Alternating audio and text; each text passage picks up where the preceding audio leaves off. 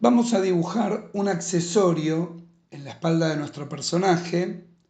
Vamos a agregarle un arma larga. En este caso, lo que yo tendría que hacer es dibujar la forma básica del arma, teniendo en cuenta que hay una parte de esta escopeta que le estoy agregando que yo no la vería porque la tapa el cuerpo. Esto siempre es importante tener en cuenta cuál es la parte que no se ve, pero que sí está, que sí existe, para que el arma nos quede lo más realista posible.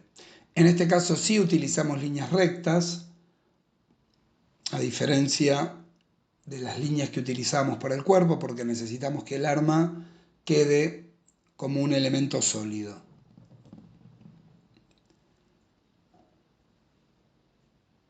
Una vez que tenemos el arma dibujada, vamos a agregar una tira.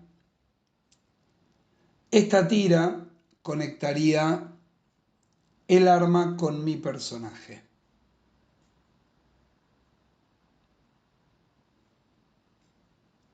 Vamos a pintarla de negro para separarla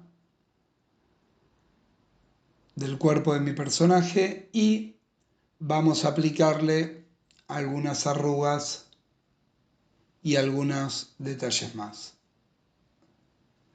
Vamos a poner otra cartuchera y de esta forma ya tendríamos la forma básica de mi personaje terminada. Fíjense cómo comenzando con la forma básica, siguiendo con los detalles, aplicándole volumen y movimiento al pelo,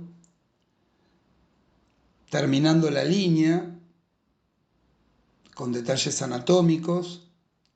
Fíjense cómo logramos un personaje proporcionado. Vamos a empezar a aplicar sombra.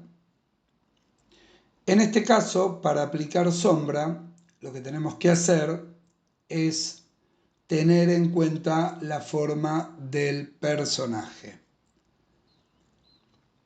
Por ejemplo, si la pierna tiene determinado volumen, la sombra que yo le aplique también tiene que tener el mismo volumen.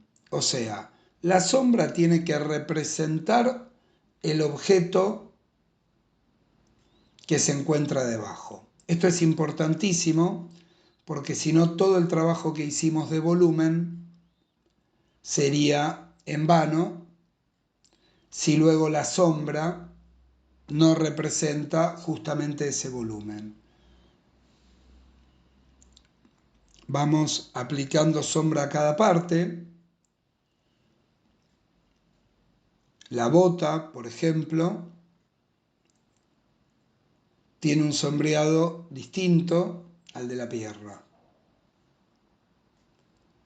El brazo, el volumen del antebrazo también lo marcamos. Fíjense cómo la sombra se va adaptando a la superficie donde la aplico. En el caso de la cara marcamos un poco el pómulo, la sombra proyectada del cuello. Esa es una sombra que en general se marca siempre. Es muy raro que la sombra proyectada del cuello no se marque. Vamos a apretar un poquito más la línea, en algunos casos para seguir separando los elementos del dibujo. Vamos a aplicar un poco de sombra al pelo.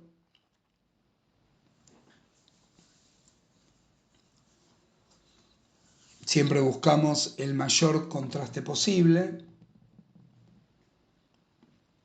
Vamos a poner una sombra proyectada en el arma. Esta sombra proyectada es una sombra que proyectaría el cuerpo sobre la escopeta. Vamos a tomar ahora un pincel recargable. Este pincel yo lo cargo con agua y 2 o 3 gotas de tinta china para que me quede un gris claro y me sirve para reforzar lo que hice con el lápiz. Hay que tratar de no aplicar mucho esta herramienta, sobre todo si la hoja es fina, porque como es líquido, va a empezar a doblar la hoja. Y de esta forma tendríamos el personaje terminado